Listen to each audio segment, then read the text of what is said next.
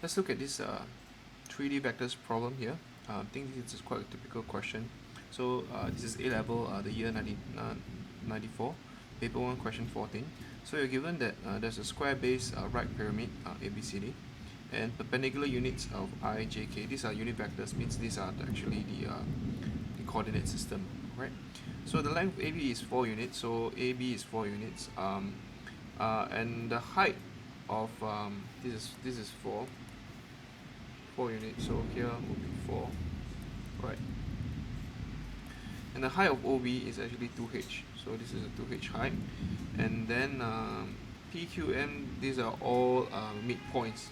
Q, so P is a midpoint of AB, and M are the midpoint of B and BC. M is midpoint of BC. Q is the midpoint of M is a midpoint of VC, and Q is a midpoint of BC, and so on, right? So this is all written there. The point O is taken as the origin and position. Okay, good. So now they're asked to show the equation of PM. So line PM, you're asked to find that the equation of the line can actually be expressed as this, where H is where T is a parameter lah. So let's go about doing this question here. Alright. So first thing first, if you want to find, okay, so these are all very messy, so I'm just going to erase this first. If you want to find the line equation of this PM, means you need to find the coordinates of P and M, right? You can't just leave it in a lurch. So what I'm saying is, because this is 4 units away, and this is 2h units, what I need now is basically to find the coordinates of each point. So for P, for example, this is 2 units, right? 2 units. So I know that for OP, actually the coordinates that I'll read is I is 0, I'm not moving anywhere. J, I'm moving like -2 units down, and the K is 0. Right, so this is a 3 units coordinate system. As for V, I know that I'm not moving in any I directions, I, J, so this is 0, 0, and 2h, because I'm moving up by 2h units, right? 2h units, so this is 0, 0, and 2h. Okay? As for C, I know that I'm moving 2 units in the I direction, 2 units, moving up 2 units in the J direction. So K, I did not move anything, so this is 2, 2, and 0. Okay, so read the coordinate system out properly. So okay, you can just write everything out. So this is, for example, 2, 0, 0. Right, this is 2 minus 2, 0, and so on. So I'm just going to write the things that I need. Right? Okay. Now, for the line PM, you already have got the coordinates of P. So what you need now is the coordinates of M. So by using the ratio theorem, I know that ratio theorem, or rather the midpoint theorem, I know that OM is given by, okay, maybe I write it down somewhere here. So I know that OM is given by ratio theorem. Right, I know the OM is given by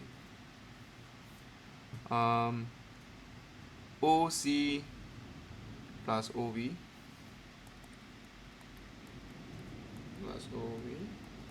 divided by 2. Okay, so OC in this case, I had 220, right? 220. So this is 220 plus OV, which is 002h. So this is 002h over 2. So OM will be given by actually, if you do this quickly, this is 11h. So that's OM, 11h. So the line equation of PM, okay, so since OP is 0, OP 0 minus 2, 0. Okay, then PM would be this is OM. PM will be 11h minus 0 minus 2, 0. Right, this would be PM would be 13h. Now why the reason I need that? Because for line PM, the equation would be OP, because what they ask you to show is OP, that one position vector, plus T PM, right, or MP lah, but it's the same. So here you will get R equals to 0, 2, 0 plus T 1, 3H. Okay, shown. So this is the equation of the line when you get, right? So let's move on to the next equation, which is find the equation of line QN. So I think if you do the same thing all together, you should be able to get QN. So may I know what's a Q and O? So I need to find my N, right? And Q. So I already have the coordinates of Q, but I need to find the coordinates of N here. So the coordinate of N here would be this A would be -2, -2, -2, 0, right? OA. So I'm going to use the midpoint theorem to find ON as well, because N is a midpoint of V and A, right? So just do this quickly. Part 2.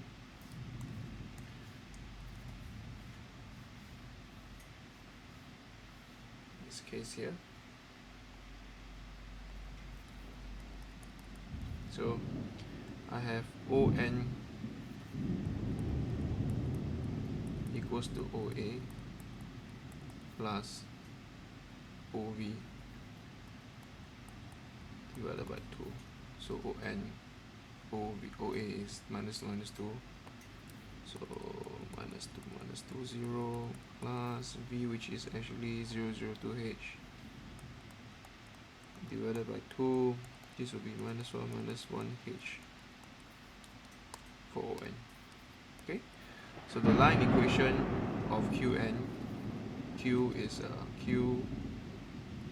OQ is given by 2, 0, 0. So Qn will be given by -1, -1H -2, 0, 0. This would be -3, -1H. Okay, so line equation of Qn would be R equals to OQ 2, 0, 0 plus lambda -3, -1H lah, where lambda is a real value. Alright, so that's my answer for the second part. Alright, so that's the answer. Yep. So part 3. So show that the line PM and QN intersect, and the position vector of OX of their point of intersection is this. Alright, so I'm just gonna equate them. So for part 3, I'm just gonna equate the two lines. We're going to equate the two lines here and solve for the equation. Right. So here I'm going to take the line equation, because now PM and QN, right? So let LPM equals to length QN intersection. This is 0, -2, 0 plus T 1, 3H equals to 2, 0, 0 plus lambda -3, 1H. Right. So equate them. I would know that this would be 0 plus T equals to 2 -3 lambda for the first component, the I. 2 plus 3T equals to minus lambda, and I've got TH equals to lambda H. Alright, so I'm going to solve these two. So solving these two would yield, I'm just going to do this quick. You have three equations here. 3 lambda plus T equals to 2, and lambda plus 3T equals to 2 as well. Okay, so if you solve this using GC, okay, you realize that actually T should equal to lambda. So lambda equals to half, T equals to half. Alright, from your calculator, simultaneous equation. So it means that it satisfies the third equation. Okay, because the third equation, your here would let you know t equals to lambda, right? So since there is a unique solution for lambda and t, hence line PM and Q and intersect. Okay, as long as you said you have a unique solution when you solve them for all three. So here, what you get is the point of intersection is OX, is it? They name it as OX. OX will be, you just sub the lambda back in, would be 200 plus half minus 3 minus 1 h, right? And there you go. Is this first one will be 2, so it's half. This would be a minus half, and this would be a h over half. Alright, you get the answer. Now, the last part. Given that OX is perpendicular to VB, so where's my VB? VB, alright. So OX is perpendicular to VB. Find the value of H and calculate the acute angle between PM and QN. PM and QN. PM and QN. Giving answer in coordinates is 0.1. Okay, great. So OX is perpendicular to VB. So if OX is perpendicular to VB, what you can write down now is OX dot VB will give you 0. Okay, so this, I think this somehow would be able to, OX is perpendicular to VB. So what I need to do now is find the equation of VB. Oh, we already have VB, right? VB here. V to B would be B minus. So OX would be. So I'm just going to use this OX from the previous one. Half minus half h over 2. So minus half h over 2. VB would be using OB minus OV. OB 2 minus 2 0. 2 negative 2 0. 2 negative 2 0 minus of OV, which is 0 0 2 h. 0 0 2 h. Alright, and just calculate them up. This would be half minus half h over 2. This would be 2 minus 2 minus 2h. Using the normal dot product, you will get 1 plus 1 minus h square equals to 0. H square equals to 2. So h is equals to plus root 2 or negative root 2. And because h is a positive number, so you reject, right? As h is a height, so it's a root 2. H is a root 2. So right. So now you're asked, giving answer correct. Okay, so you're asked to find acute angle between the two. So this is h is root 2, right? So acute angle between two, you just use a formula for two of the angles, right? So you just use a formula cos theta equals d1 dot d2 over acute mod d1 mod d2. So this would mean that I have got 1 3 root 2 dot with minus 3 minus 1 root 2 modulus using the line equation here, this and this, right? So 1 3 root 2 minus, okay, good. So this will be minus 3, so this will be 1 square plus 3 square plus 2, 3 square plus 1 square plus root 2. Okay, key calculator, you should get minus 3.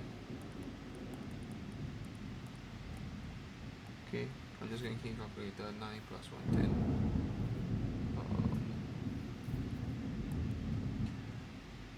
10. So calculator will give you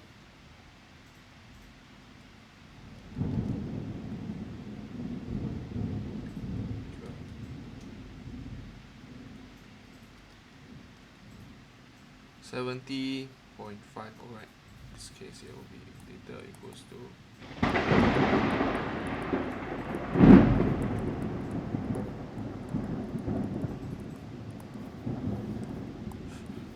Okay, any question or comments, please do leave it in the under the section, the comment section below. All right, thank you.